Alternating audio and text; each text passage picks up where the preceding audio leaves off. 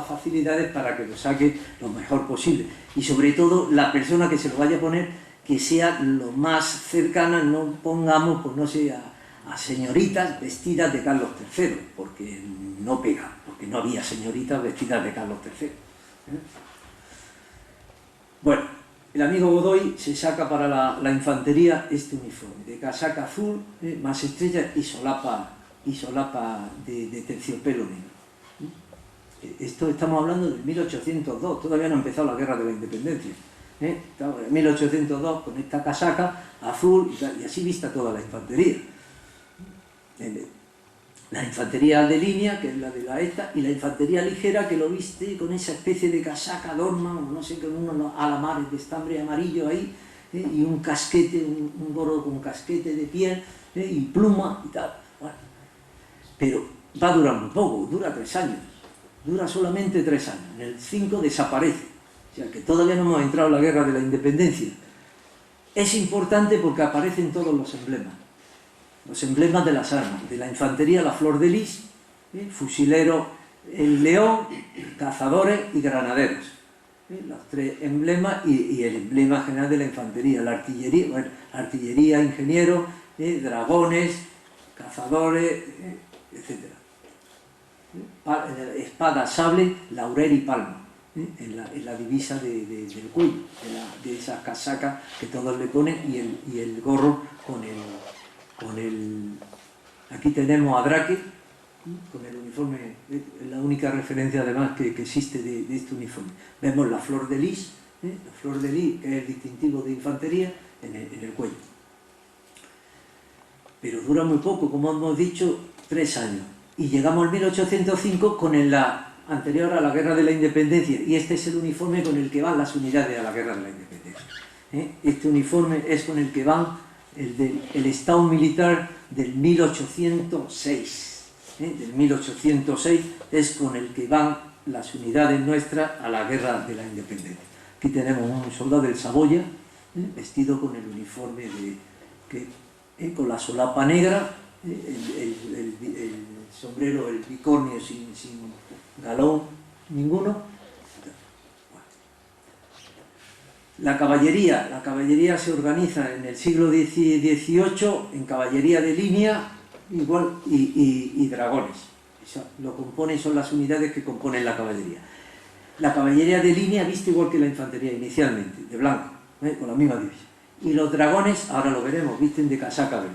Los húsares, que se crean en el 1742, y la caballería ligera, formada por los carabineros de María Luisa, es una unidad de caballería de la Guardia Real, que se emplea para, junto con los dragones, pues, hacer cazadores.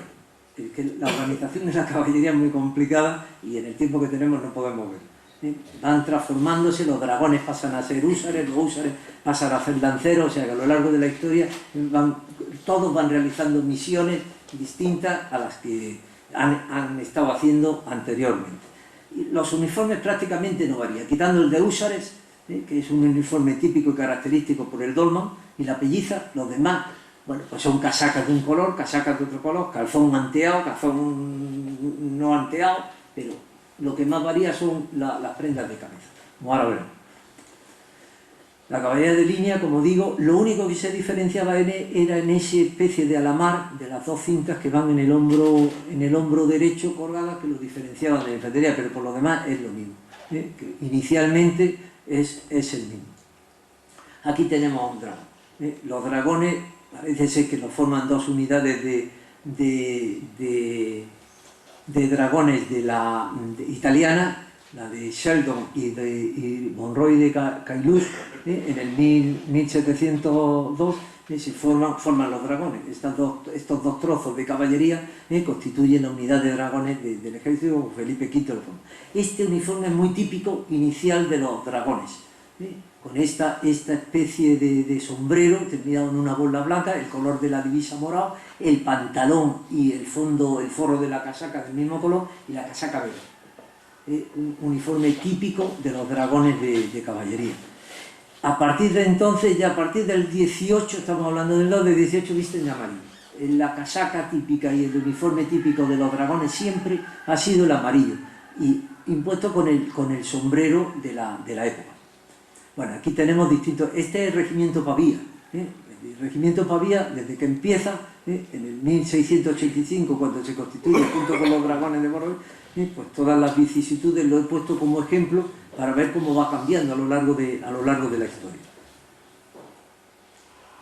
Bien, regimiento Pavía, dragón en el 1700, vemos las prendas de cabeza por las que hemos estado diciendo. Aquí vemos el gorro de pluma, en el 1769, que lo utilizan, 2 bucles, 3 bucles. Todo esto nos está dando datos de la época, que es interesante a la hora de ver un cuadro, de ver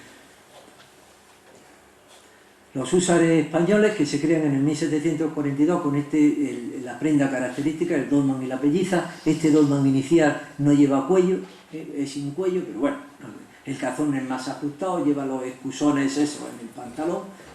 Son las unidades más elegantes de caballería del ejército. La bota ribeteada. Bueno, el mirlitón, utilizan distintos tipos de sombrero, como veremos ahora. Este es el mirlitón, que lleva una banda enrollada, una especie de faja que va enrollada, es un gorro de fieltro verde. Bueno. La artillería, que se crea en el 1710, se crea el cuerpo de artillería con 2 unidades de los arcabuceros de Flandes y una unidad italiana de arcabuceros. Y se crea, bueno, con eso se crea el Real Regimiento de Artillería en el 1710, el Real Regimiento y el cuerpo se crea añadiéndole el Estado Mayor de Artillería.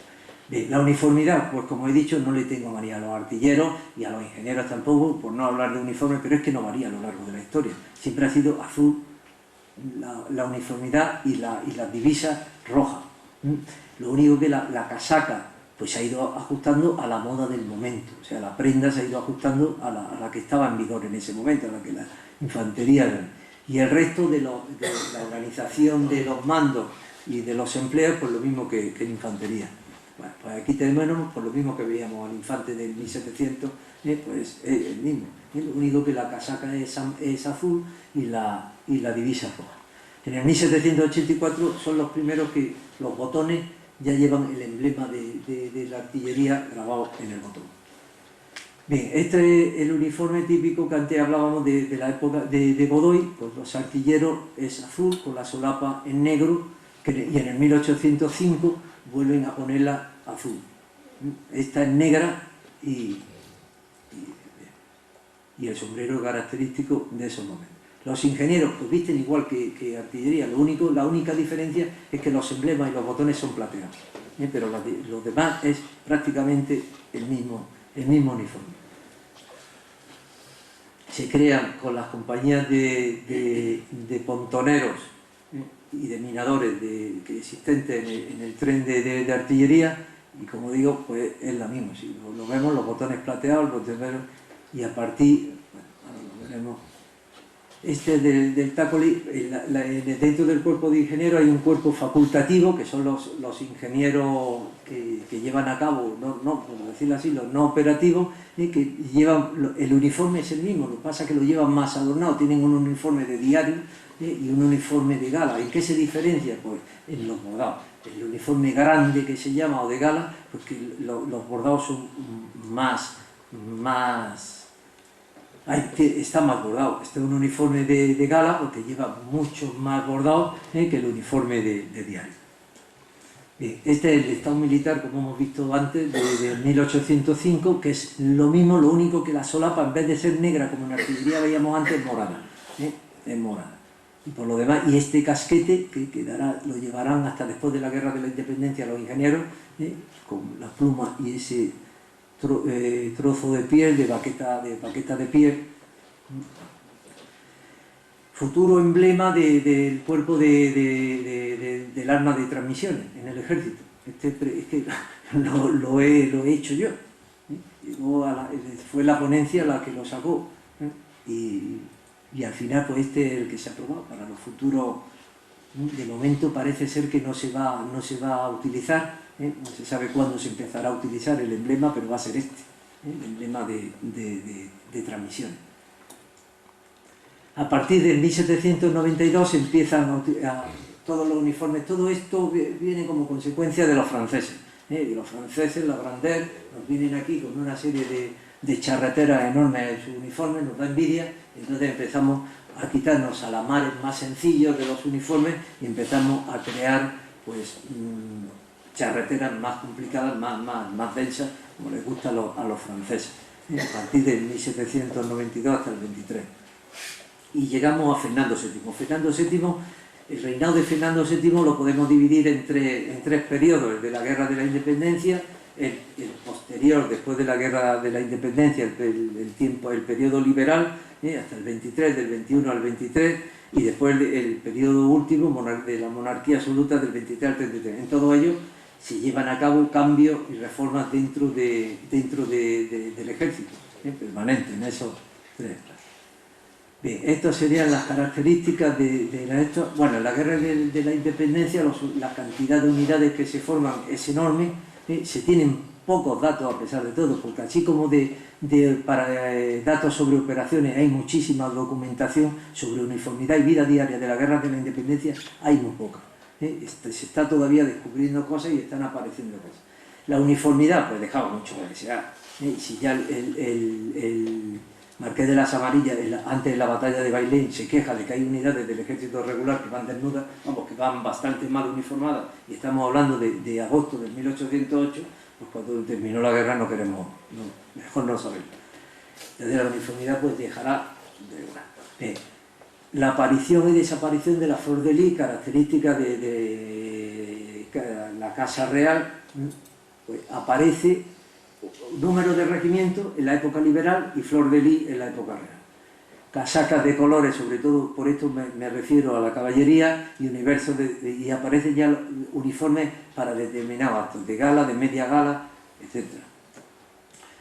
Estos son los uniformes ingleses que los ingleses nos envían para uniformar nuestras unidades. Es un uniforme de chaqueta, de casaca muy corta, un chacó tipo inglés muy alto, con las divisas correspondientes. Estos que entran alrededor de 100.000 uniformes estos a través de Cádiz para uniformar al ejército. Bueno, al terminar, ¿qué pasa? Porque el color que predomina es el azul de distintas tonalidades, el que más predomina, y después el color pardo, pues en la uniformidad de las unidades procedentes de todos los telares, de todas las telas que existen en los conventos y que se utilizan para hacer uniformes a la tropa. Datos típicos: están estas láminas de Pereira Pacheco que crea sobre las unidades que se encuentran en Cádiz. Este Pereira Pacheco es un paje del obispo de Tenerife que viene acompañando al obispo hasta Cádiz porque se trasladaba a Perú destinado. Es el paje de él, lo acompaña a Cádiz, llega a Cádiz y se encuentra con el duque de Albuquerque liberando a Cádiz de los franceses. Bien, entonces dibuja de las pocas cosas que tenemos seguridad de que estos uniformes existieron y son reales. Son uniformes de oficiales franceses y españoles con toques de tambor con el sable. Esto de la batalla del asedio de Badajoz, de los soldados del quinto ejército dibujados por un oficial inglés, que deja mucho dicen que las unidades españolas pues casi que no están uniformadas. Ahí vemos pues distintos, soldados del quinto ejército, y que llevan distintos tipos de uniformes. Puede ser un USA de aquí, no se queja, pues efectivamente estamos hablando de la batalla del Albo.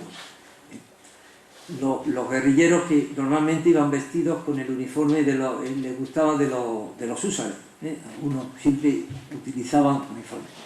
Después de la guerra, la primera reorganización es el uniforme que Fernando VII impone a la infantería. Los chacó, vemos aquí a la infantería de línea con el uniforme azul turquí, chacó, con los cordones, y la flor de lis, las casacas, solapas, y esa sería la composición. La segunda reorganización que hace del 21 al 23, que es esta, es otro uniforme más parecido al inglés que hemos visto antes, con el famoso leonífero. Saben, este leonífero quería sustituir, que las cortes liberales querían sustituirlo por la bandera nacional. Se hacen dos. Primero iba como recompensa a las unidades que apoyaban la Constitución liberal, se lo daban a la única unidad que se lo dan, Cabezas de San Juan, al regimiento Asturias. Se hacen dos leoníferos de estos, uno se lo dan a las Asturias y el otro no se sabe, se quedó sin darlo. Y ellos intentan cambiar que fuera esto la enseña nacional, no lo consigue porque termina el periodo liberal, es muy corto, y cuando vuelve Fernando VII, pues por supuesto no continúa adelante. Existe no se sabe, se hicieron dos, se fabricaron dos, y existe uno en el museo, si van por el Museo de Toledo, y no se sabe si es el que tenía el regimiento Asturias o el otro que se hizo, que se encontró, además lo encontró un oficial del Museo del Ejército en los años 40 en el Rastro de Madrid, y ahí apareció. Bueno, bien, un poquito rápido. Y esta es la tercera reorganización, con los uniformes de infantería de azul turquí, charretera y chacó con los divisas. Si se fija en la parte superior del chacó, nos da idea de los fusileros, cazadores y granaderos, verde, rojo y blanco. La infantería ligera, que va vestida lo mismo pero de verde, con el uniforme verde, y los chacós por lo mismo, y las sardinetas en las mangas de las casacas. La caballería, pues la caballería de línea a lo largo de estos años pues va vistiendo, como veis, las casacas son de distintos colores. Lo único que varía es la prenda de cabeza, el casco con cola de caballo. La primera época que se utiliza, que es la única vez que hemos utilizado corazas, es en 1815, que al parecer eran todas de los franceses, que se las quitamos a los franceses después de la guerra, nos quedamos con las corazas, y por eso los coraceros nuestros llevaban las corazas. Bien. Los cazadores, pues lo mismo, van empleando distintos. Los cazadores son hermanos pequeños de los húsares, y los húsares. En el 1821 se suspenden los húsares y los dragones, y se hacen todos cazadores. Y hasta el 1833 que vuelven a crearse los húsares de la princesa. La artillería a pie, la única variación en el uniforme son el pantalón blanco. Pantalón blanco de verano, decía, de uniformidad de verano, es este pantalón blanco, y esto de artillería a caballo con los chacós diferentes, como veis, siguen llevando el turquí y el rojo como divisa, y los chacós, que son de tipo inglés, más alto. Los ingenieros, pues lo mismo, igual. Están los diferentes modelos de casacas que hemos visto hasta ahora. Ya empezaremos. Llega Isabel II, las características: levita, el ros, el poncho y las estrellas de 8 puntos, las divisas de 8 puntos y los galones. Estaba recién terminada la primera guerra carlista, y entonces se reglamenta este uniforme, que para mí es el más bonito que ha tenido la infantería. Este verde y pantalón gris azulado, un uniforme que dura muy poco, va a durar solamente 5 años, dura muy poco, pero un uniforme muy bonito. De la casaca, que es raro para la época, lleva las dos palas demasiado largas, demasiado larga, esta banda ahí en la cintura, un uniforme muy elegante. Entonces sería la tropa cuya casaca es muy reducida, muy corta, contrario a los oficiales, no sé. Y esos tipos de chacó. Y en el 1846, como digo, se vuelve a reglamentar este uniforme, ya con levita. Si nos fijamos, la casaca se queda para gala, lo mismo que después pasará con la levita y la guerrera. La levita será gala, y la guerrera para diario. Pues con la casaca pasa lo mismo, casaca de gala, levita diario. Bueno, es todo la uniformidad de la tropa, y llegamos al 1851, en que se reglamenta una prenda muy famosa de todo el ejército, que es el ros, que lo inventa, lo saca el general, el inspector de infantería, Ros de Olano, general Ros de Olano. El ros es esta prenda con la imperial de piel negra, esa orejera que para gala se adorna de esos cordones dorados en oficiales, y en la tropa de color rojo o verde, cazadores o de línea. Bien, y el poncho, el famoso poncho que se llevará después a la guerra de África. Esto es una leopoldina, es una variación del ros, que la utiliza mucho, la saca el general O'Donnell. No es un ros, es un sombrero más reducido. Y el famoso reglamento del 57 y el 58, que lo vamos a llevar en la uniformidad de la guerra de África.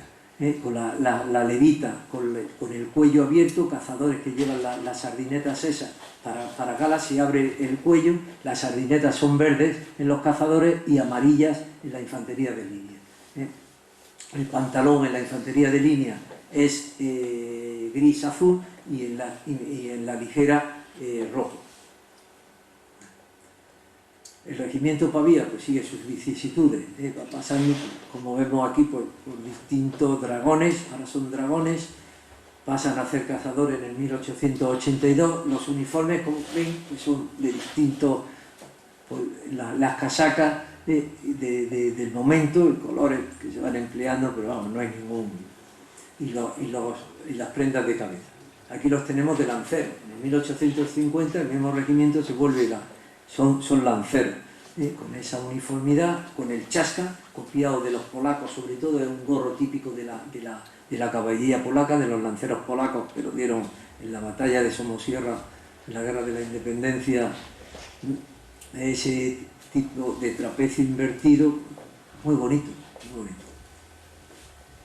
Húsares en el 1880, bueno, van cambiando, como digo, la caballería cambiante, acorazado en el 40 y de sable en el 49. O sea, ¿qué pasa?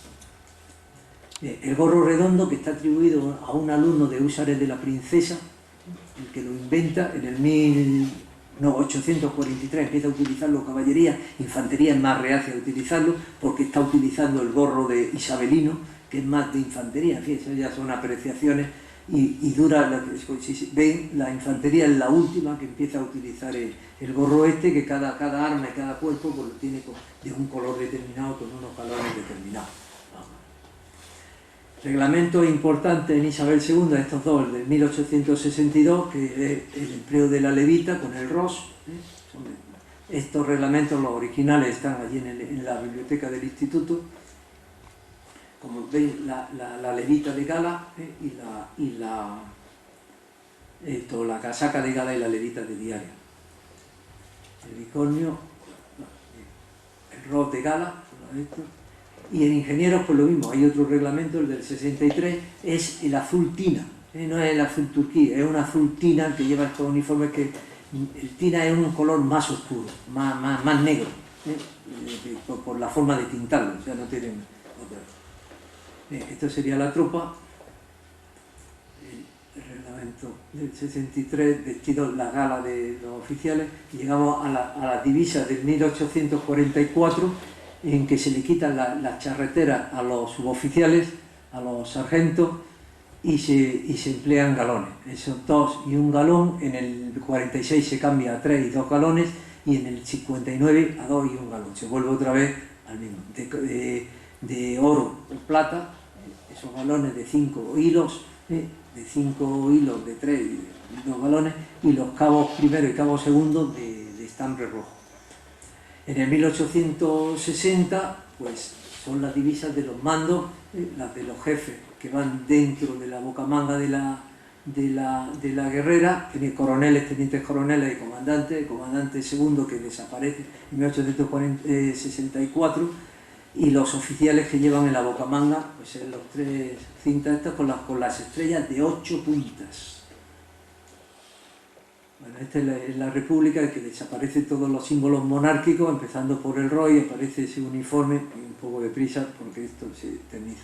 Llegamos a Alfonso XII, diferencia fundamental, en el reinado de Alfonso XII es el plumero, eso es una chorrada, el plumero del ros, que va muy inclinado hacia adelante, son detalles de uniformidad que se tienen en cuenta, la levita azul turquí y el pantalón grancé, el pantalón rojo.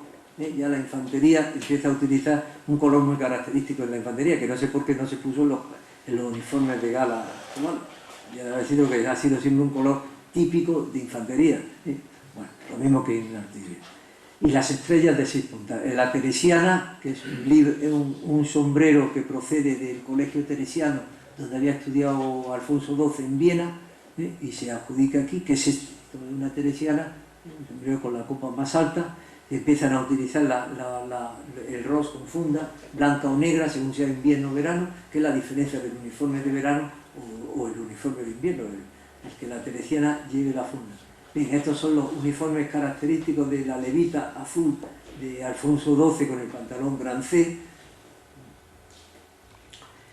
Las divisas de oficial, leíamos antes que eran de 8 puntas, pasan a ser de 6 puntas y colocadas desaparecen los ángulos en las mangas de la guerrera y son estas. María Cristina tiene el azul tina con cordonadura, era un uniforme muy famoso, ahora lo veremos, el rayadillo de África y caballería, la utilización del azul cristina, típico de caballería árabe. Este uniforme de cordonadura que empieza en el reglamento del 89, porque en el del 86 solamente varían en la guerrera el color del cuello, pero el del 89 es este es prácticamente, que lleva esta cordonadura dorada que se utiliza para días de gala. Para días de gala con el ros, esta hombrera de 3 botones, que los días de diario la corona es metálica, no va bordada, todo es metálico, y los días de gala va la letra de Alfonso, es el distintivo de Alfonso XIII, va bordado junto con la corona. El pantalón grafé, fíjense en la espalda, esa cordonadura de pelo de cabra, que no tiene nada que ver de que sea pelo de cabra, es simplemente es un hilo vegetal, pero que no tiene nada que ver con las cabras.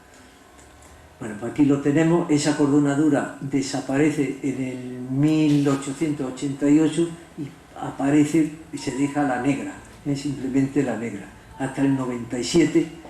Bueno, esta es una fotografía coloreada de la época. Como decía, esto lo ponía de ejemplo, que es el uniforme de verano. El uniforme de verano pues, es el ros con la funda blanca, porque por lo demás no varía en nada el de invierno, lleva la misma guerrera. Y otro detalle es que el sable no es dorado. Ahí esta fotografía está mal coloreada, son detalles porque el sable es plateado, la cazoleta del sable es plateada. Bueno, en el 1890 ese uniforme desaparecen las 3 filas de botones y la cordonadura y queda en una fila de botones, y es la infantería del 1890, muy famosa porque se hace muchas reproducciones de este uniforme, sobre todo del famoso cabo de infantería de toda que sería bueno, la pelliza de jefes y oficiales que se aprueba en 1901, que sería esta, el uniforme azul cristina con los que como decía antes, azul cristina con los cascos característicos y el sombrero de cazadores, las 2 filas de botones, y el pantalón rojo de los cazadores. Es este, de los lanceros y dragones. Y de los húsares, bueno. La artillería, que viste así, ingenieros, el mismo uniforme, de una fila de botones, y aquí tenemos esta especie de los graduados, los famosos graduados. Esto era una especie de recompensa, de ascenso de escala. Había de señores que para recompensarlo pues se le otorgaba un grado más al que tenían realmente. O sea, a un comandante se le graduaba en teniente coronel. ¿Qué significaba eso? Él continuaba cobrando y ejerciendo las funciones de comandante, del grado efectivo que tenía en el ejército. Lo único que a la hora que le correspondiera el ascenso se ponía en cabeza de su promoción. Se ponía en cabeza y entonces pues, claro, y a la hora de sucesión de mando, tanto en el ascenso como a la hora de suceder en el mando, se ponía en cabeza con todos los de su empleo, aunque hubiera gente más antigua. ¿Qué pasó? Pues que hubo épocas que se llegó, porque esto venía desde Felipe V, se llegó a acumular hasta 3 grados, entonces había carreras meteóricas, claro. ¿Quiénes podían hacerlo? Los de infantería y caballería. ¿Qué pasaba con los artilleros y los ingenieros? Pues que se pasaban ganando. Eran ingenieros, pero se pasaban a infantería y caballería, y entonces pues, se adjudicaban también estas recompensas, iban a la batalla, a la guerra, y obtenían también esta recompensa. Bien. ¿Cómo se representaba esto? Pues teníamos, la representación estaba, pues aquí tenemos un capitán, un teniente coronel, capitán. El empleo efectivo es el menor, pero es un teniente coronel. Es un teniente coronel, aquí, acumulado. Un coronel, aquí tenemos un teniente, capitán, un teniente, el empleo es de teniente, que no voy a aquí, de teniente, el empleo efectivo es de teniente, y como recompensa al capitán. Y en el ROS lleva la divisa del empleo que está ejerciendo, porque había señores que iban a destinos a lo mejor de inferior categoría, lo mismo que se publican ahora, destinos para comandante o teniente coronel. Pues si un señor es teniente coronel y estaba en un empleo de comandante, en el ROS llevaba la divisa de comandante. Bueno, vamos por deprisa. En las casacas de caballería, pues sería puestas. Bien, los distintos tipos de rayadillo. El rayadillo que se aprueba en Cuba en el 1852, que procede de la Antilla, de la Gran Antilla, una prenda más fresca. Todo esto se prepara porque es necesario un equipo apropiado para la guerra de África. Se tienen los antecedentes de todo lo que se ha empleado en Cuba. Entonces en Melilla, en el 1896, se empieza a fabricar el famoso rayadillo de Melilla, que es distinto al de Cuba. El rayadillo de Melilla es negro, la raya es oscura, es negra y más gruesa que la de Cuba. Bien. Estos serían los antecedentes. Salakov, los dos tipos de Salakov, el francés y el inglés, que se emplean, que es el primer casco, porque claro, ir a la guerra con el ROS como iban, pues los moros hacían bajas con una facilidad de miedo. Entonces se emplea el ROS, que tampoco da resultado, una prenda. Alfonso XII, pues el que inicia todo el proceso del uniforme del siglo XX. Es necesario dos uniformes. Unificar el uniforme dentro del ejército, que haya un solo uniforme para todo el ejército, y también el conseguir un uniforme de campaña que no existía. El rayadillo en la guerra de África se veía, la gente se quejaba de que se veía a distancia, entonces eran blancos efectivos, por supuesto. Bien. La desaparición del azul Alfonso XII tiene dos reglamentos fundamentales, el del 9 y el del 26. El del 9, que ahora lo vamos a ver, y el del 26, que es el del uniforme único.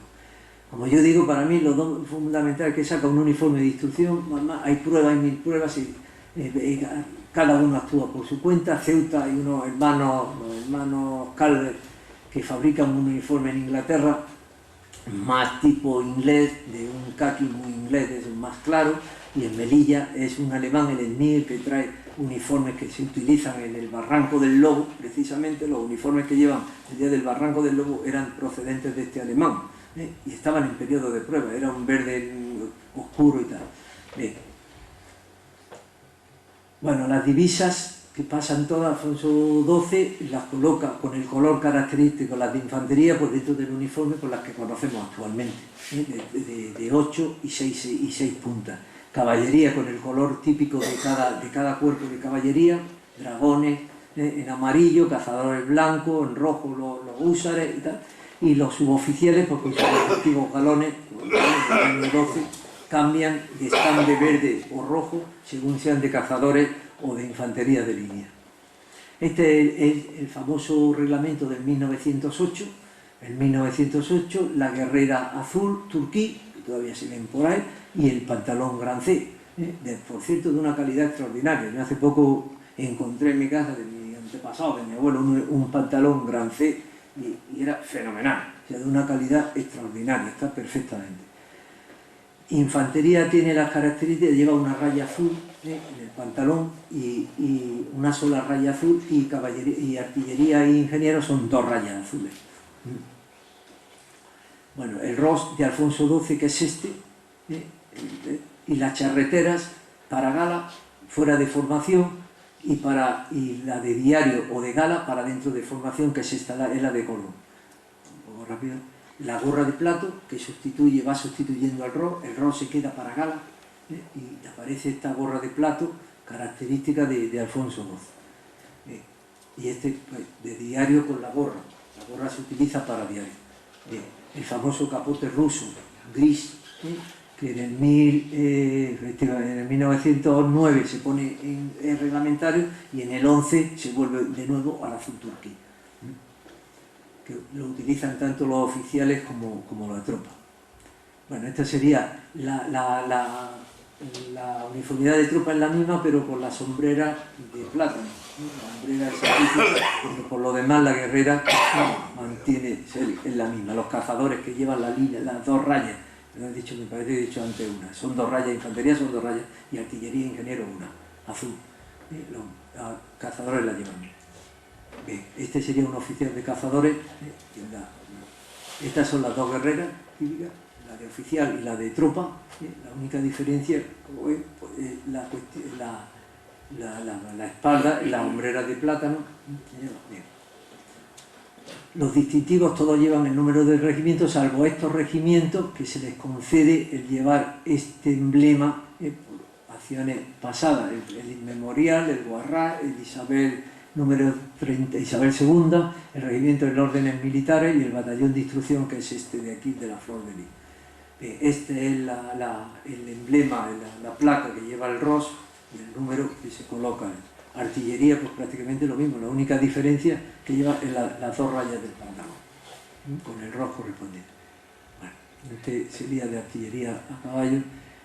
Y caballería mantienen el azul, ¿no? Pero ya no es el azul cristina, es una hilera de botones, como vemos, solamente una hilera, no eran las dos, la guerrera esa que hemos visto hasta ahora de dos hileras, sino una sola hilera y un azul más oscuro, más grisáceo, con los gorros característicos de la caballería de pues tenemos distintos, el colba, el calpa, el chasca, el chacó de cazadores.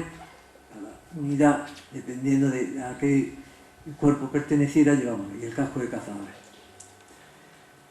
Llegamos al 25 y que en esta foto cada uno va vestido de una manera. Yo creo que se la hicieron a caso hecho, porque cada uno lleva un uniforme distinto, no hay dos iguales.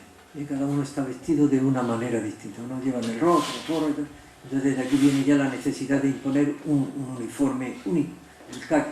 Entonces se empiezan a realizar reuniones a partir del año 20, antes del 25, en el año 20 se empiezan a preparar se hacen una serie de pruebas con distintos uniformes de color khaki. Aquí tenemos los de los oficiales, distintos uniformes de oficiales. Algunos habrá oído hablar de este del año 20, que se aprobó, lo puso, que es imitación al uniforme inglés, abierto, con camisa abierta y corbata, que hubo gente que llegó incluso a hacérsela y después no se aprobó, no se reglamentó.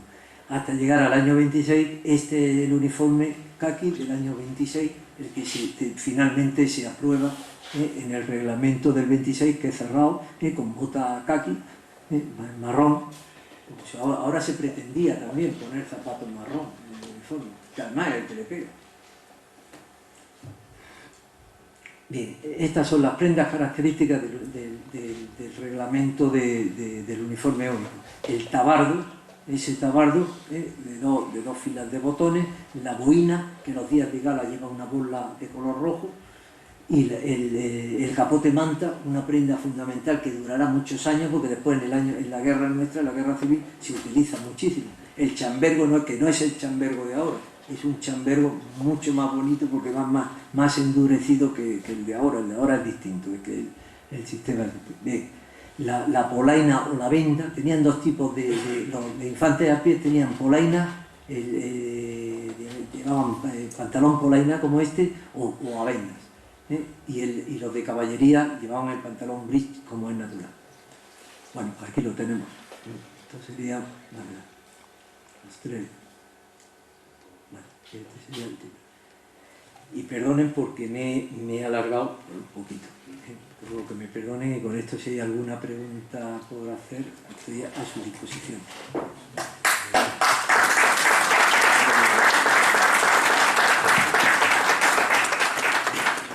Muy bien, mi coronel, muchas gracias por su exposición y dentro de ella porque es muy novedosa. Yo aquí no había presenciado ninguna de este tipo. Aparte de novedosa, está muy bien estructurada y sobre todo se ha complementado con una serie de anécdotas que ha ido contando sobre la marcha y sobre los uniformes. Y yo creo que estos señores, estos uniformólogos, yo no sé si serán científicos, pero desde luego yo en la licenciatura actual le pondría arquitecto de vestuario, porque es una maravilla. Y ahora, efectivamente, como siempre se ha hecho, podemos pasar al turno de preguntas. Lo que sí es luego que seamos muy rápidos porque por la hora, para ir acabando cuanto podamos. Si alguien quiere hacer alguna pregunta. Señora. Por favor, ¿en qué año los regulares, se constituyeron como tales y su uniformidad en qué año fue? Fue en 1911. Ahora se está celebrando precisamente el centenario. Las uniformidades regulares han variado un poco. Bueno, todas las unidades estas han variado. El uniforme con los garbanzos, en mayor o menor calidad, pero el uniforme ha variado un poco. Los garbanzos, ahora mismo ya está adaptado a los tiempos actuales, existen como el resto del ejército. Hasta hace unos años pues sí tienen un uniforme de instrucción, los garbanzos distintos y tal, pero ha variado.